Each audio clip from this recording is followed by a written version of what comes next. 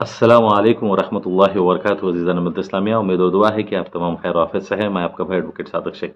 Advocate Sadiq Shaikh YouTube channel में आप तमाम का तहे दिल से इस्तकबाल है। आज हम 3 ख़ास मुद्दों का डिस्कशन करने वाले हैं जो हिंदुस्तान की इतिहास में और सियासत में एक सुनहरा पन्ना है और इसका जानना हर हिंदुस्तान के शहरी के लिए ज़रूरी है।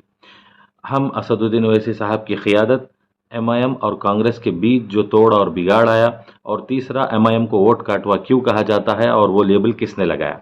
तो ये दो सब्जेक्ट में ले जाने से पहले आप तमाम से गुजारिश और अपील करूंगा कि एक भी सेकंड बिना स्किप करें अपना वीडियो देखें और अपने YouTube channel advocate Sadiq Shaikh को ज़रूर लाइक शेयर सब्सक्राइब करें। और आप देख सकते हैं ये बयान जो असदुद्दीन ओवैसी साहब का पार्लियामेंट में उन्होंने किया, हिंदुस्तान के हर शहरी के दिलो दिमाग पे छा गया और ग्लोबली इसकी काफ़ी पहचान बनी। तो आप देखिए, आप मैं मानता हूं इस बात को सर कि हिंदुस्तान में सबसे बड़ा बेशरम और जंगली दल अगर कोई है तो नरेंद्र मोदी है। ये हिंदुस्तान के संविधान के खिलाफ है और ये उन लोगों की तौहीन है जिन्होंने इस मुल्क को आजाद करवाया। तो सन 57 की जंग आजादी हो या 1910 में महात्मा गांधी कैसे महात्मा बने मालूम मैडम? उन्होंने साउथ अफ्रीका के नेशनल रजिस्टर कार्ड को फाड़ दिया था, जला दिया था। इसीलिए जब महात्मा ने फाड़ा, मैं इस बिल को फाड़ता हूं। ये हिंदुस्तान को तोड़ने। असदुद्दीन ओवैसी, जिन्हें नक़ीब मिल्लत भी कहा जाता है, जिन्हें बैरिस्टर भी कहा जाता है और जिन्हें असद भाई भी प्यार से लोग बुलाया करते हैं। तो असदुद्दीन ओवैसी साहब की शख्सियत एक ऐसी चीज़ है, चाहे लाख तनकीद क्यों न कर ले, ये दोनों भाई जब असेंबली और पार्लियामेंट में बात करते हैं तो दुनिया की आप तनकीद कर ले, लेकिन उनका एक बयान काफ़ी होता है कि उनकी मोहब्बत और उनकी तड़प कौम व मिल्लत के लिए क्या है।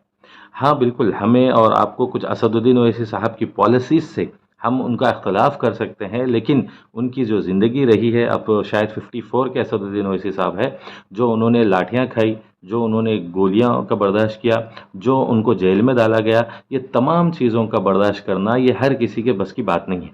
तो असदुद्दीन ओवैसी साहब को जब 99 में चंद्रबाबू नायडू के पीरियड में टास्क फोर्स वालों ने बहुत बुरी तरह से लाठीचार्ज किया, फायरिंग भी किए थे, वो फायरिंग में वो अल्हम्दुलिल्लाह बच गए। वो गोली कोई एक नौजवान को लगी हैदराबाद में, वो आज भी गवाह है। तो दूसरी बार जो किरण कुमार रेड्डी की हुकूमत में 2013 में दोनों भाइयों को एक साथ जेल में डाला गया, ये किरण कुमार रेड्डी की खाकी चड्डी का सबूत था। अब तीसरी बार आप जानते हैं कि हरपुर जो प्लाजा है वहाँ पर जब वो यूपी से कैंपेन करके दिल्ली वापस हो रहे थे, वहाँ पर भी उन पर ओपन फायरिंग हुई, अल्हम्दुलिल्लाह उसमें भी वो बच गए। तो अब मैं ये बताना चाह रहा हूँ इसलिए कि मैं एमआईएम की खुली तायीद या फिर सिर्फ एमआईएम की बात ही नहीं, असदुद्दीन ओवैसी साहब एक ऐसी शख्सियत है कि उनकी वजह से काफ़ी सारे लोग सियासी शऊर बेदारी पैदा किए हैं। माइनॉरिटीज़ की आवाज़, मुसलमानों के हक़ का ललकार, ये तमाम चीज़ें आप लाख उनकी बुराई करें, लेकिन उनके अंदर ये खूबी की वजह से ही तेलुगु स्टेट्स में, खुसूसन अपने आंध्रा और तेलंगाना में और हिंदुस्तान के लेवल पे ग्लोबली एक पहचान दी गई। तो अल्हम्दुलिल्लाह मुझे बड़ा फ़ख्र है ये बात कहने के लिए कि मैं भी अल्हम्दुलिल्लाह असदुद्दीन ओवैसी साहब की लीडरशिप से ही एक इंस्पिरेशन और एक रोल मॉडल हमने हासिल किया। तो अब ये तमाम बातें कहने का मैं आपको 2 वीडियो तो दिखा चुका हूँ और बाकी के वीडियो में भी आपको बताऊंगा कि जो असदुद्दीन ओवैसी साहब की सेंसेशनल और रेवोल्यूशनल जो स्पीचेस रही है, वो स्पीचेस को मैं आपको सुनाकर प्ले करके बताऊंगा।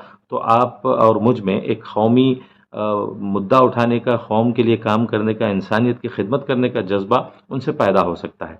लाख तनकीद क्यों ना हो, मैंने फिर कहा कि उनकी एक असेंबली और पार्लियामेंट के स्पीचेस काफ़ी होती है कौम के लिए वो कितना दर्द और कौम के लिए वो कितना काम कर रहे हैं पहचानने। 100% तो कोई नहीं कर सकता, ये बात बिल्कुल वाज़ेह है।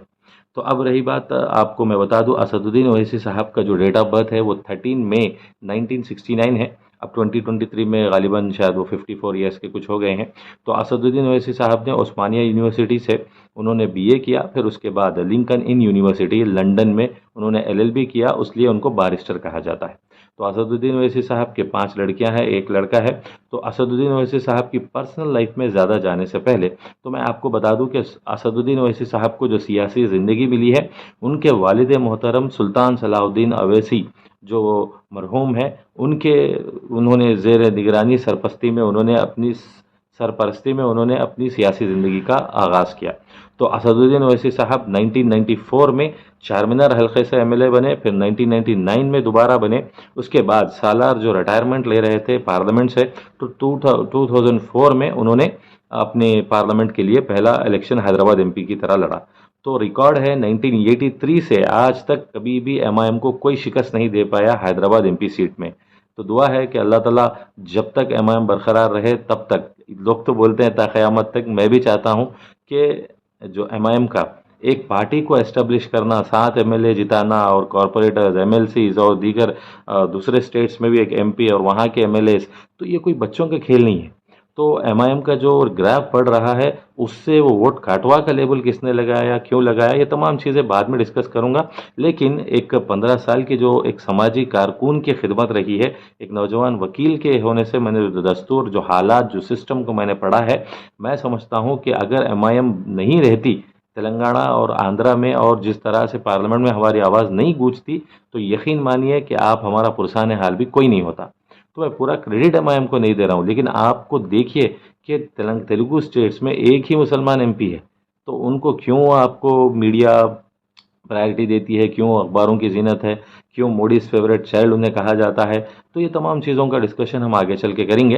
तो एक इंटरेस्टिंग बात मैं आपको बता दूं कि जब वो 1994 में पहला इलेक्शन लड़े चार मीनार का, तो एमआईएम और एमबीटी चला, तो एमबीटी सेकंड में आई। फिर उसके बाद उन्होंने 2004 में भी जब इलेक्शन चला तो बीजेपी सेकंड आई, लेकिन जब 2009 में उन्होंने जो पार्लियामेंट हैदराबाद का इलेक्शन लड़ा, तो जो सियासत पेपर के जाहिद अली खां थे वो सेकंड पे आए, टीडीपी।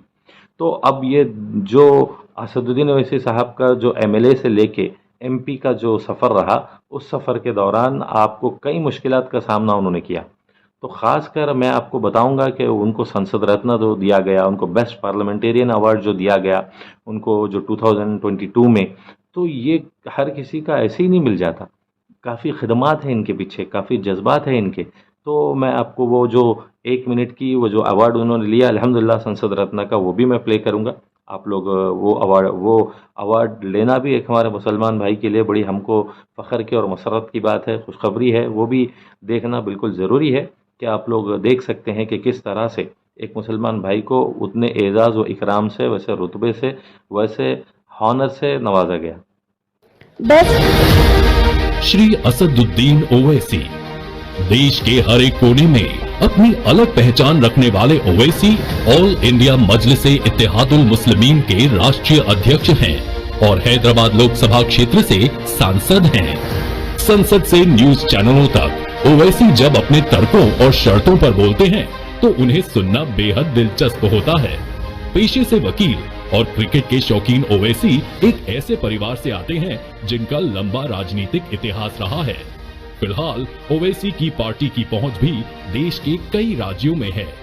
संसद में उनके उत्कृष्ट योगदान को देखते हुए हम उन्हें लोकसभा कैटेगरी में best parliamentarian of the year 2022 से सम्मानित कर बेहद गौरवान्वित महसूस कर रहे हैं।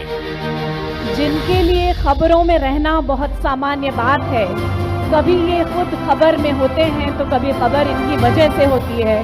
Shri Asaduddin Owaisi, best parliamentarian of the year 2022, member of the Lok Sabha.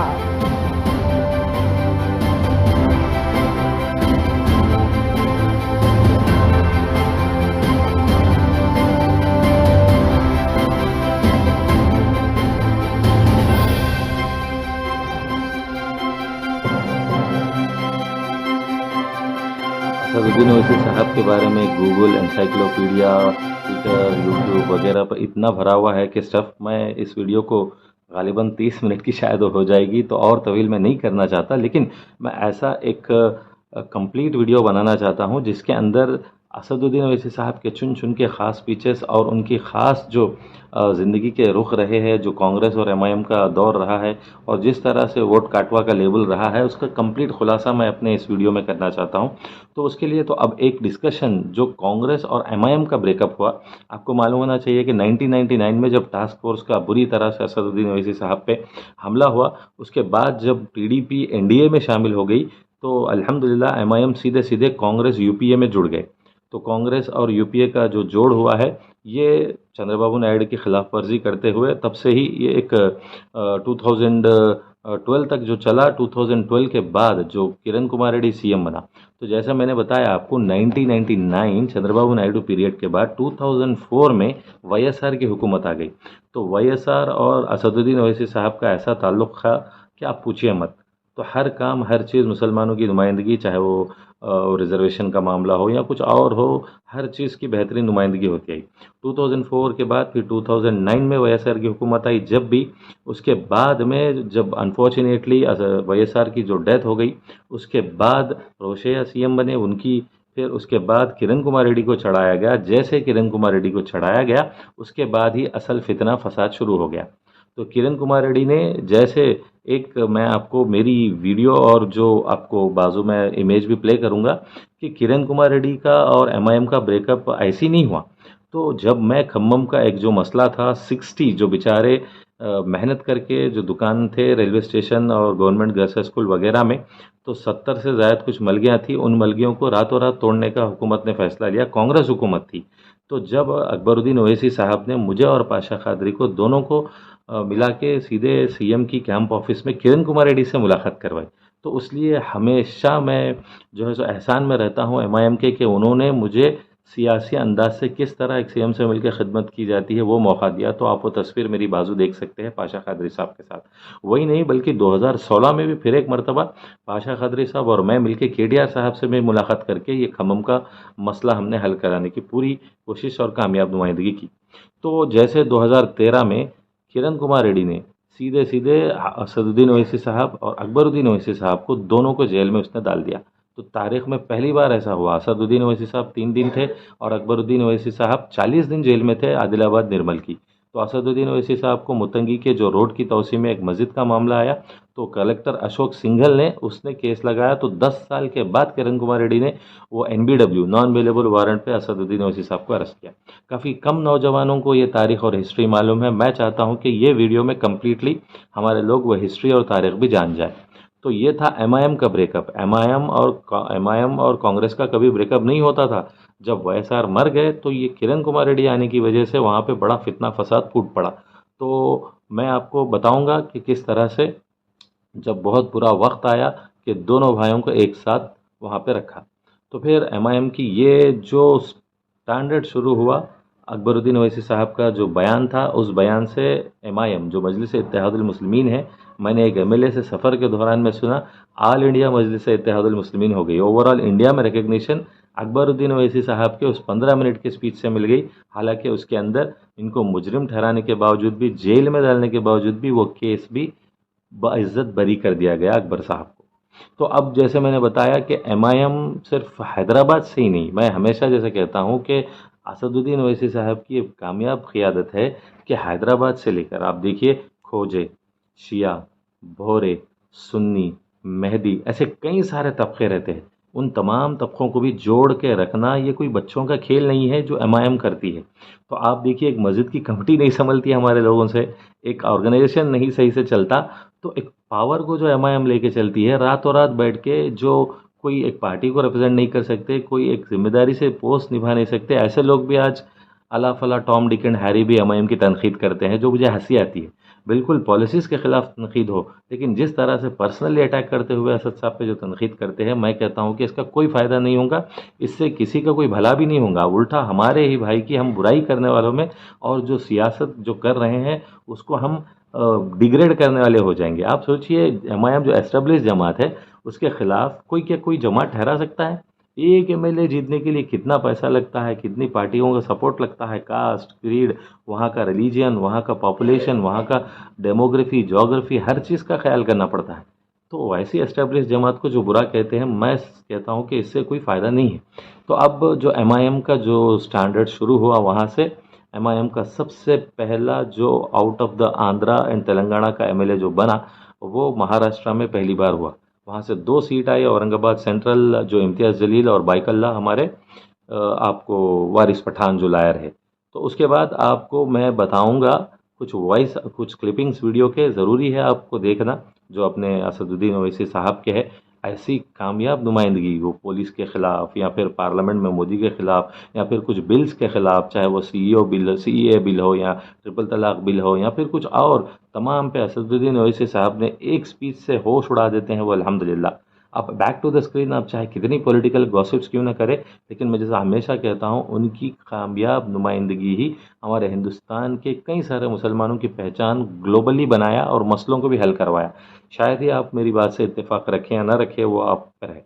तो अब कांग्रेस का तोड़ भी, जैसे मैंने ब्रेकअप जो आया और जो दोनों के बीच में फूट जो पड़ी, वो भी बयान कर दी मैंने। फिर उसके बाद आपको असदुद्दीन ओवैसी साहब की कुछ झलकियां मैंने बताई कि उनकी किस तरह से एक पढ़ा लिखा काबिल, जो हर चीज़ से उन्होंने कुर्बानी दे के वक्त की जान की माल की, अगर उनकी उतना दौलत हमारे पास होती तो आप सोचिए कि हम क्या करते होते। मज़े में आप अपनी ज़िंदगी के मज़े लूटते होंगे। हालांकि इतनी बड़ी जिम्मेदारियां घर की होने के बावजूद भी, खुद के होने के बावजूद भी माशाल्लाह कौम को वक्त देना इस तरह से, आप जानते हैं एसटी एससी दलित कहते हैं कि राज्याधिकारम वो तेलुगु में बोलते हैं कि वो सियासत के पावर को कैप्चर करना। अफसोस कि हमारे मुसलमान ही ऐसे हैं कि कोई पावर कैप्चर करना तो छोड़ो, एक दूसरे के टांग खींचते पड़े हुए। इसकी वजह से सिस्टम में जाके देखिए, गवर्नेंस में जाके देखिए, डिपार्टमेंट्स में जाके देखिए कि मुसलमानों की जो नुमाइंदगी है, जो रिप्रेजेंटेशन है, जो जॉब्स है, वो किस तरह से घटते जा रहे हैं। स्टेट लेवल से लेकर सेंट्रल लेवल से हमारे एम्प्लॉय बहुत कम मिलते हैं आपको। अगर नुमाइंदगी नहीं रहेंगी तो इसी तरह से हम घटते जाएंगे।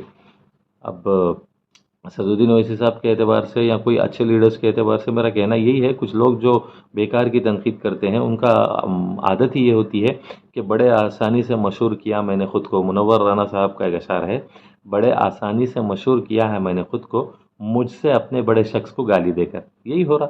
तो अब मैं आपको एक अहम सब्जेक्ट जो है, MIM को वोट काटवा क्यों कहा जा रहा, MIM को वोट काटवा नाम किसने दिया, तो इससे पहले एक बात मैं आपको बता दूं कि असदुद्दीन साहब की जो नाकामी जो हुई है, जो वंचित बहुजन आघाड़ी, जो VBA प्रकाश अंबेडकर के साथ मिलकर उन्होंने जो 2019 इलेक्शन जो लड़ा है, बहुत बुरी शिकस्त हुई उसमें।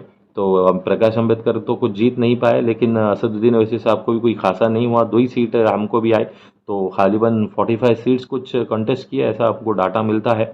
तो उसके बाद वो VBA का गठबंधन भी टूट गया, तो असदुद्दीन ओवैसी साहब भी फिर उसके बाद अपने ही हिसाब से चलने लगे। फिर उसके बाद कई सारे गठबंधन हुए, लेकिन असदुद्दीन ओवैसी साहब जो इंडिया जो कमेटी है, उसको भी अलायंस को, जो अपोजिशन पार्टीज 28 पार्टीज है, जिसको Indian national inclusive developmental alliance कहा जाता है, तो उसमें भी असदुद्दीन ओवैसी साहब एक पार्ट एंड पार्सल नहीं बने। तो उसका भी एक वजूहत उन्होंने बयान किया, वो वीडियो भी मैं प्ले करूँगा आपको। तो जिस तरह से मैंने आपको कहा, तो जो वीडियोज़ है आपको सुनने बिल्कुल ज़रूरी है असदुद्दीन ओवैसी साहब के, वो एक एक वीडियो की क्लिप मैं ऐड करता जाऊंगा, आप सुन सकते हैं। तो उसके अंदर एक ख़ास जो क्लिप है, असदुद्दीन ओवैसी साहब जब MP का जो हलफ लेने जाते हैं ओथ टेकिंग सेरेमनी में, आप देख सकते हैं किस तरह से JSR के नारे लगे तो भी ये मर्द मुजाहिद की तरह आगे बढ़े। आप देख सकते हैं वो वीडियो एक बार। श्री असदुद्दीन ओवैसी जी।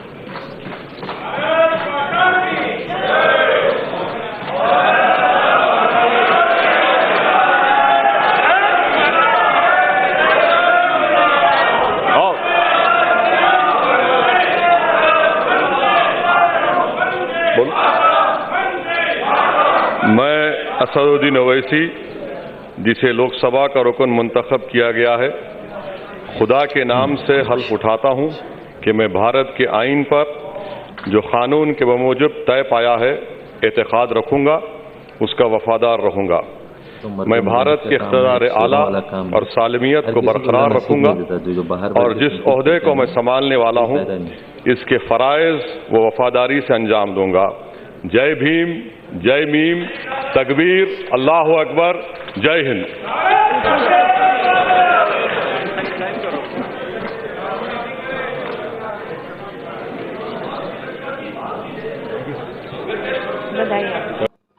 आप देख सकते असदुद्दीन ओवैसी साहब का जो दाढ़ी के बारे में जो सुन्नत नबी है, कमोपेश 1,24,000 अम्बिया अलैहिस्सलाम की सुन्नत जो दाढ़ी है, उसके बारे में असदुद्दीन ओवैसी साहब ने एक बेहतरीन बयान दिया। यही बयानात है उनके जो हमेशा दिल जीतते हैं हिंदुस्तान के नौजवानों का, हिंदुस्तान के माँ बहनों का।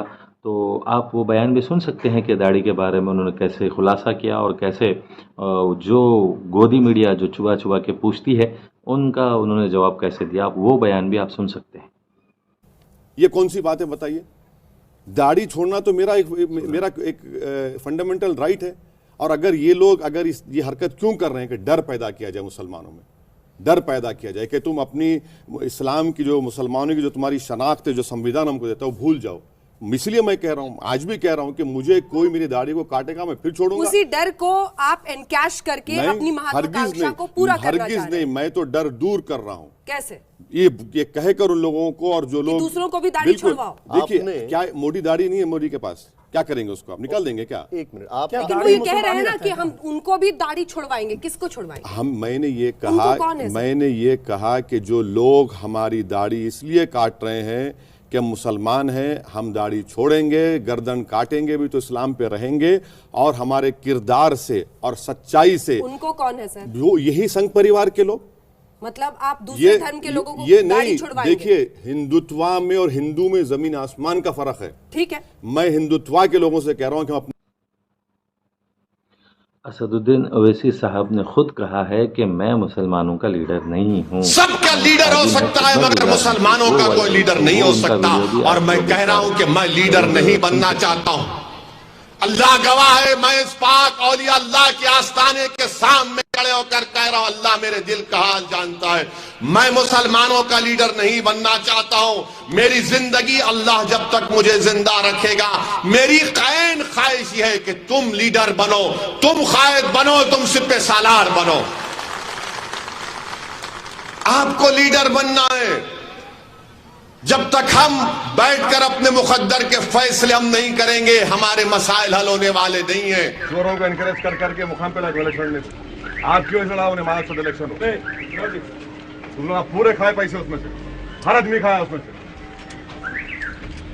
इतना दम नहीं था गुंडे को मारने को, को मारना पड़ा। असदुद्दीन ओवैसी साहब के दो बयानात कांग्रेस के एतबार से मैं सुनाऊंगा। तो जिस वजह से खासकर अब लोग का डर और खौफ है कि इतना तेज बयान कांग्रेस के खिलाफ देने से बीजेपी का फायदा हो रहा, तो वो पहला बयान आप सुन सकते हैं कि असदुद्दीन ओवैसी साहब ने कहा कि कांग्रेस में अब दम नहीं रहा।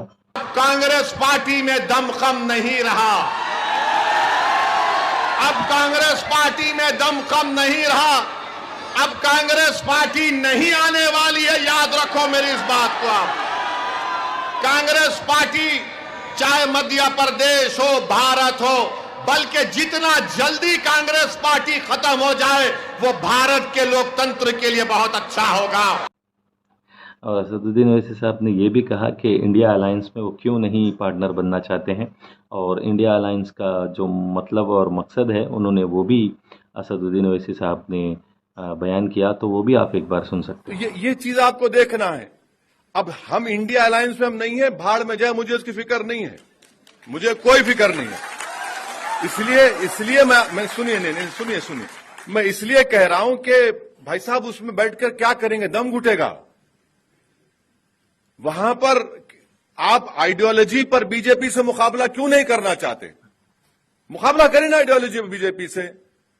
आप पहले ये कहेंगे कि देखो माहौल इतना खराब है कि अगर आपको देंगे टिकट, हाँ, ये तो फिर हमको हिंदू वोट नहीं मिलेगा, ये खुला बोलते हैं। तो मैं खुल के कह रहा हूं, अंदर कमरे में कहते हैं। अच्छा, फिर आप देखिए कि राहुल गांधी अमेठी से क्यों हारे और वायनाड से क्यों जीते।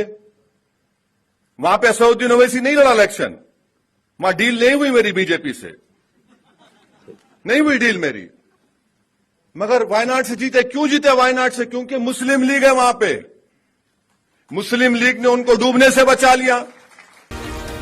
और असदुद्दीन ओवैसी साहब का ये बयान जो हमेशा जैसा कहते हैं मित्रों मित्रों मित्रों, ये भी एक बार सुनने के लायक है। जो पुरानी मेमोरीज है, मैंने ढूंढ ढूंढ के इन तमाम क्लिपिंग्स को ऐड किया है, तो आप एक बार वो भी सुन सकते हैं। रिश्तेदार से रोकिए जिसको 40 साल लगे अपनी बीवी है बोलने के लिए। मित्रों, तुमको बताएंगे तुम्हारा खात्मा हैदराबाद से होगा इंशाअल्लाह। मित्र तो आपने सुना है असदुद्दीन ओवैसी साहब की लॉजिकल रीजनिंग, वो क्यों ना तो इंडिया का हिस्सा बने हैं, वो तो क्यों कांग्रेस की खिलाफ उतना बयान करते हैं। तो उनकी आइडियोलॉजी है पॉलिटिकल, तो मैं इस पे उनसे ज़्यादा डिफ़र नहीं कर सकता। डिफ़र करता हूँ बिल्कुल मैं भी कि कहीं ना कहीं कोई कोने में इतना कांग्रेस की तनकीद से सेकंड जो बिगेस्ट पार्टी है बिल्कुल बीजेपी ही सबसे पहले तो कांग्रेस है, उसके बाद बीजेपी है, तो कांग्रेस को तनखीद करेंगे तो बीजेपी को जाएगा। अब रही बात असदुद्दीन ओवैसी साहब से, जो भी दल जुड़ रहे हैं, आप देख सकते हो वीबीए क्यों ना हो, कुछ भी हो, तो एक स्ट्रॉन्ग अलायंस नहीं हो पा रहा। तो जो एमआईएम और कांग्रेस का जो दौर था 2004 टू लेकर 2012-13 तक, वो बेहतरीन था। तो वो लोगों की यही ख्वाहिश है कि कांग्रेस और एमआईएम फिर जुड़ जाए, लेकिन इतना खिलाफ बोलते बोलते आए हैं कांग्रेस के। खैर, there are no permanent friends और फोज इन पॉलिटिक्स। शाश्वत शत्रुलु शाश्वत मित्रुल उंडरू बोल के कहावत है कि अब देखना है कि किस तरह से फिर जो बड़े दुश्मन बने पड़े हैं सियासत में, ज़िंदगी भर के दुश्मन या ज़िंदगी भर का दोस्त कोई नहीं होता।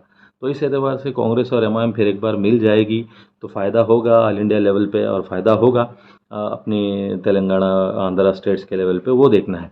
तो आपने सुन लिया, तो और काफ़ी सारे स्पीचेस है असदुद्दीन ओवैसी साहब के। मैं ये क्यों सुनाना चाहता हूँ एक कंप्लीट वीडियो में कि हमको एक जज्बा मिलेगा, हमको एक खिदमत का और इंसानियत से जुड़ने का एक जहन बनेगा। तो वो मकसद से मैं आपके सामने पुराने उनके क्लिपिंग्स ढूंढ ढूंढ के आपको सुना रहा हूँ। तो असदुद्दीन ओवैसी साहब ने जो राहुल गांधी साहब को चैलेंज किया, वो भी मुझे उतना अच्छा नहीं लगा, लेकिन वो चैलेंज भी आप लोग के लिए सुनने के लायक है, जो मैं आपको सुनाऊंगा। तो बिल्कुल आप सुन सकते हैं ये राहुल गांधी को चैलेंज किया हुआ बयान। कांग्रेस के लोग बहुत आएंगे। अरे मैं तो तुम्हारे लीडर से कहूंगा कि अब की बार वायनाड नहीं हैदराबाद से मुकाबला करो मेरा। मैं चैलेंज कर रहा हूं, वायनाड क्यों आओ, हैदराबाद को आओ, तो हाथ हम आजमा लेंगे, पंजा आजमा लेंगे, आ जाओ। बड़ी बड़ी बातें करते हो, अरे बात क्यों करते, आओ जमीन पर आओ, मुकाबला करेंगे।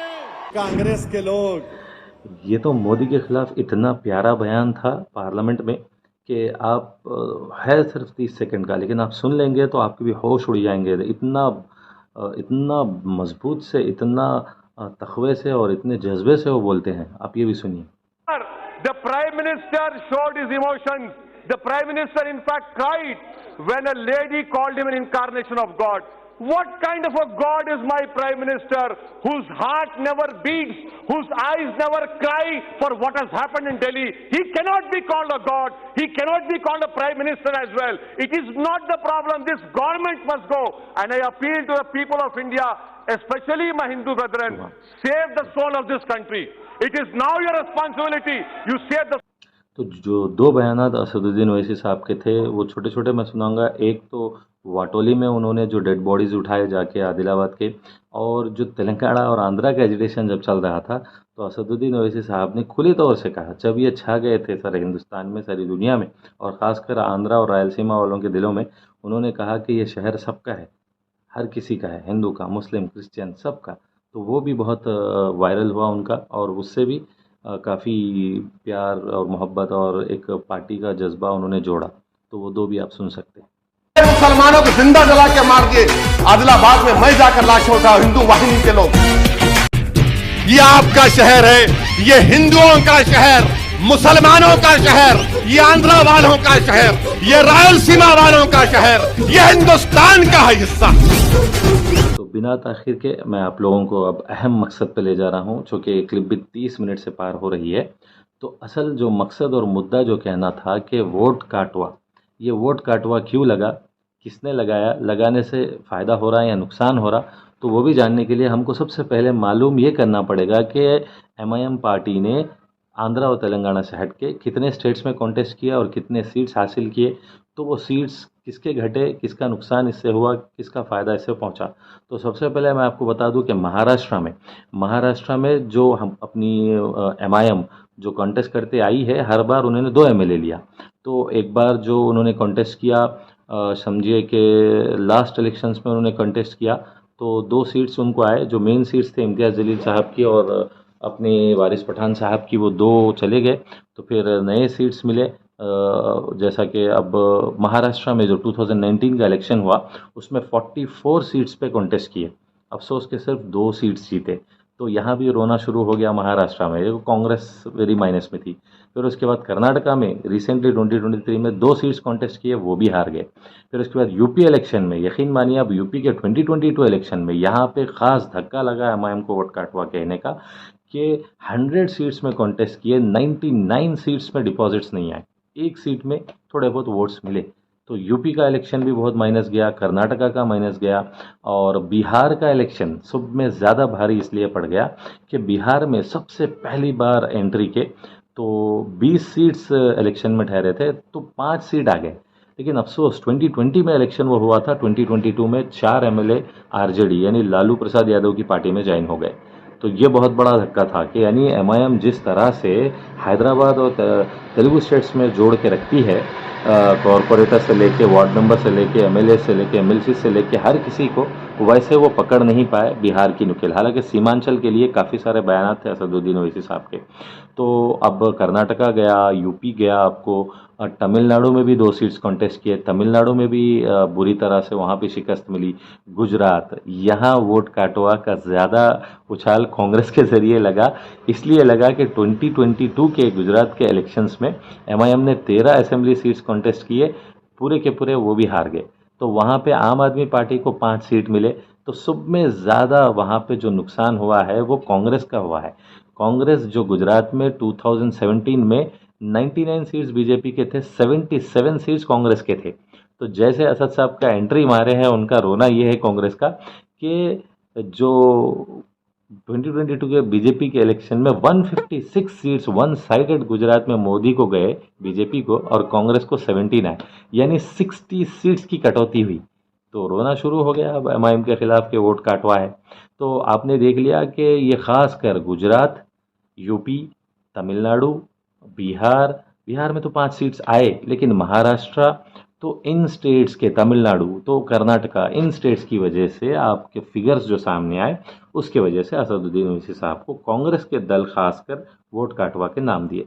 तो इंडिया अलायंस में वो क्यों नहीं आए, तमाम चीज़ें आपने देखा कि असदुद्दीन ओवैसी साहब एक ऐसे दूरअंदेशी के लीडर है, उनको भी काफ़ी अच्छे से मालूम है कि कांग्रेस से दूर होने से क्या होगा क्या नहीं होगा। लेकिन मैं तो ये नहीं कह सकता, सब में बड़ा धक्का जो दिया किरण कुमार रेड्डी ने, जहाँ पे ताकत थी एमआईएम की वहाँ पे दिया।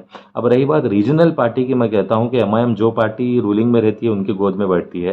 तो खैर ये तो लोगों का कहना है। तो आप जान सकते हैं कि एमआईएम रायल तेलंगाना कह रही थी, एमआईएम मुत्तहिदा आंध्रा में ज़्यादा फेवर थी, तेलंगाना के फेवर के खिलाफ तो इतने सारे स्पीचेस है असद साहब के, उसके बावजूद भी 2014-2018 में केसीआर को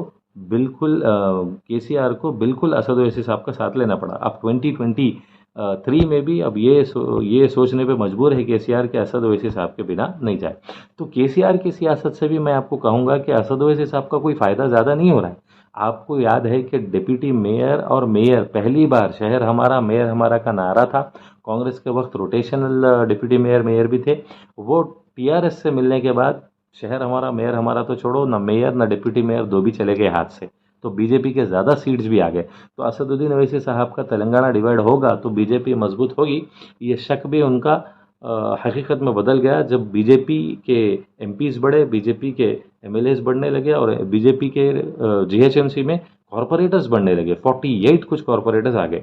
तो उसके लिए अब मेरी जो हमारी कौम को, खुसूसन मुसलमान जो पॉलिटिक्स में है, उनसे भी ये अपील और गुजारिश ये है कि असदुद्दीन ओवैसी साहब के लिए आप लोग दुआ दीजिए, और उनकी जो पॉलिटिक्स है, उनकी जो पॉलिसीज है, उसकी खिलाफ वर्जी कीजिए, लेकिन पर्सनल मत जाइए। इसलिए कि एक एमएलए जिताना ही मुश्किल है। ऐसी सूरत हाल में तेलंगाना और आंध्रा में ही आपको 7 एमएलए, कई सारे 2 एमएलसी से कुछ, और कई सारे कॉरपोरेटर्स, और कई सारे, अब एमआईएम का जो परफॉर्मेंस रहा है एमएलए इलेक्शंस में कमज़ोर रहा है, लेकिन तमिलनाडु में, कर्नाटका में, गुजरात में, वहाँ पे कॉरपोरेशन एंड म्यूनसिपल इलेक्शंस और नगर पंचायत में अच्छा स्कोर बना रही। तो फिर भी मैं भी चाहता हूं कि एमआईएम का फिर से गठबंधन हो कांग्रेस से या फिर इंडिया से, उसकी वजह से जो खासा फ़ायदा 2024 में बीजेपी को आने से हुकूमत में रोका जाए। तो यही पॉलिसी है असद साहब की भी। तो इसी वजह से कई सारे लोग उनको वोट काटवा कहना और वो बीजेपी की बी टीम कहना हो रहा है। इससे हटके मैं समझता हूं कि इतनी जो दूरअंदेशी, इतनी सियासी काबिलियत जितनी असद साहब में है, जो अकबर साहब के खिदमात में है, मैं समझता हूं कि दूसरे जमातों में नहीं है। और ख़ास कर आप देखिए कांग्रेस के इतना हम बोलबाला करते हैं, लेकिन हर मुसलमान को आप एमआईएम का तो नहीं बोल सकते, लेकिन एक सेक्युलर मुसलमान तो पैदाइशी कांग्रेस माना जाता है। तो उस वैसी कांग्रेस पार्टी ने क्या दिया आप सोच सकते हैं मुसलमानों के एतबार से। एक ही एमपी जीतते आ रहा है असदुद्दीन ओवैसी साहब। अगर रिकॉर्ड्स में थोड़ा बहुत देखेंगे तो शायद कोई एक नाम मिल जाएगा, लेकिन मैं समझता हूँ जहाँ तक पार्लियामेंट में जो गूंजने वाली आवाज़ है तेलुगु स्टेट्स के लिए, वो सिर्फ असदुद्दीन ओवैसी साहब की है। तो अल्लाह ने ऐसी ज़बान में तासीर और ताकत दी है, आप तो पूछिए मत। तो अल्हम्दुलिल्लाह हमने जो समाजी कारकुन के और एक वकील होने के नाते जो इंस्पिरेशन हमने लिया है शाहिद आज़मी और असदुद्दीन ओवैसी साहब से, और जो मेरी 15 साल खिदमत रही है अल्हम्दुलिल्लाह एक समाजी कारकुन की हैसियत से, इंशाअल्लाह इखलास के साथ हम इसी तरह कौम के लिए आगे बढ़ते रहेंगे। जिस तरह से असदुद्दीन ओवैसी साहब को इतनी गालियाँ पड़ती है, हमने भी कई सारे साजिशें ये छोटी सी हमारी खिदमत की लाइफ में हमने देखी है, अल्हम्दुलिल्लाह फिर भी हम भी आगे बढ़ते जाएंगे, खिदमत करते जाएंगे। आप बस दुआ करते रहिए और ख़ास कर दुआ दीजिए हमारे माँ बाप को, जो इतनी तालीम और जो इतनी खिदमत हमारी और कौम के हम भी रहनुमाई, अल्लाह के करम से हमारे डिस्ट्रिक्ट में भी जूनियर असद ओवैसी कहा जाता है, इसमें कोई शक नहीं है हमको, उतनी मेहनत और उतना नाम हमने भी बनाया है। तो तालीम भी हमने हासिल की, 5 साल मेरे जो हैदराबाद में गुजरे, आप पूछिए मत कि कितनी मेहनत और कितनी कोशिशें हमने की वहाँ पर भी, और कई सारे ऑर्गेनाइजेशन से मैं जुड़ा जो खिदमत भी थे। तो वीडियो काफ़ी तवील हो गई, 35 मिनट से ज़ायद हो गई, तो मैं उम्मीद करता हूँ कि आप लोगों को एक क्लैरिटी मिल गई कि असदुद्दीन ओवैसी साहब की क़ियादत और जो MIM और कांग्रेस के बीच जो तोड़ और बिगाड़ आया, और क्यों वोट काटवा कहा जा रहा असदुद्दीन ओवैसी साहब को, और फ्यूचर में क्या किए तो अच्छा है। ये भी मेरी राय मैंने एक पॉलिटिकल एनालिस्ट के नाते और मेरे तजुर्बे से दे दी है। तो उम्मीद करूँगा कि आप लोग मेरे इस वीडियो को ज़रूर ज़्यादा से ज़्यादा शेयर करेंगे, ज़्यादा से ज़्यादा लोगों तक पहुँचाएँगे, ताकि हमारे नौजवान भी कौम की इंसानियत की खिदमत में और सियासत में एक्टिव पार्टिसिपेशन ले। अब मैं ये नहीं कह रहा कि सिर्फ MIM ही सब कुछ है, लेकिन मैं तो जो मुझसे जो एनालिसिस हुआ मैंने रखा है, और आगे चल के कई सारे पार्टीज़ के लीडर्स के वो भी मैं बिल्कुल रखूँगा, कांग्रेस, दीगर BSP और कई सारे अजीज़ पाशा, समझिए कि सलीम पाशा, ऐसे कई सारे हैं पार्लियामेंट राज्यसभा में जिन्होंने बात किया, जो गुलाम नबी आज़ाद भी गुजरे, जो अभी कई सारे लीडर्स के नाम मैं भूल रहा हूँ, तो इंशाल्लाह उनके भी मैं ज़रूर वीडियोज़ और स्पेशल फोकस करूँगा। तो तब तक आप तमाम से मैं गुजारिश करता हूँ कि मैं तो कोई सियासी जमात में एक्टिव पार्टिसिपेशन नहीं है, हर पार्टी से मैंने काम लिया, TDP, कांग्रेस, MIM, हत्ता कि BJP के मामलों में भी हमने रिप्रेजेंट करके वहाँ के लोकल इश्यूज़ और मसलों को हल कराने की कोशिश की जहाँ पे नुमाइंदगी ज़रूरी है। तो इसी तरह दुआ करिए, अल्हम्दुलिल्लाह अगर अल्लाह चाहा तो आप लोगों की दुआओं से कुछ सही हमारे अंदर पावर मिल गया, कोई कॉन्स्टिट्यूशनल पोजीशन भी मिल गया, तो इंशाल्लाह इसी तरह बेलूस खिदमत जारी रहेंगे। तब तक के लिए बस मेरे यूट्यूब चैनल से जुड़े रहिए और मेरे वीडियोस को लाइक शेयर सब्सक्राइब करते हुए बेल आइकन भी ज़रूर प्रेस करिए। इंशाल्लाह मैं जो मेरा मकसद है अपनी वीडियोज़ के ज़रिए कौम को उजागर करना, एक बेदारी पैदा करना, इत्तेहाद में लाना, एम्पावरमेंट, एनलाइटनमेंट और यूनिटी का काम है, इंशाल्लाह वो जारी रहेगा। मैं आपका भाई एडवोकेट सादिक शेख, जज़ाकल्लाह, अस्सलाम वालेकुम, जय हिंद। अस्सलाम वालेकुम। वालेकुम जी सादिक बोल रहा हूँ साहब, खम्मम से। हाँ बोलिए। जी वो हम लोग भी आज कंडेम करे थे साहब यहाँ पे ISIS के ट्वीट्स का। हाँ कंडेम करके प्रेस मीट भी रखे थे साहब। अच्छा, वेरी गुड। यूथ दूर रहना चाहिए ऐसे चीज़ों से, ट्विटर और फेसबुक को सही इस्तेमाल करना बोल के मैसेज दिए थे साहब। हाँ तो वही एतमाद को भी भेजूंगा इंशाल्लाह फोटोज, तो वही आपको टैग करूंगा उस पर बोल के फ़ोन किया था। कर दो। जी आप देखे थे ना साहब मेरे काउंटर ट्वीट। हाँ मालूम कौन है नहीं मालूम, वो क्या है हकीकत उसके अल्लाह को मालूम। जी वो खाली फेक आईडी भी हो सकती है, जो भी हो अच्छा हुआ साहब, वो नेशनल इश्यू हो गया। आप वो जलसों में बोलते थे, आज वो पूरे नेशनल टीवीज को मालूम हो गया कि अपन पहले से इसके खिलाफ है। तो मैं भी प्रेस नोट में पूरा इंक्लूड करा साहब, कई उलमा फतवा भी दे दिया इसके खिलाफ बोल के। अच्छा करे साहब, अच्छा करे इंशाल्लाह। जी बहुत बहुत शुक्रिया सर। ओके अल्हम्दुलिल्लाह। जी अस्सलाम वालेकुम। वालेकुम। जी सादिक बोल रहा हूँ साहब, खम्मम से।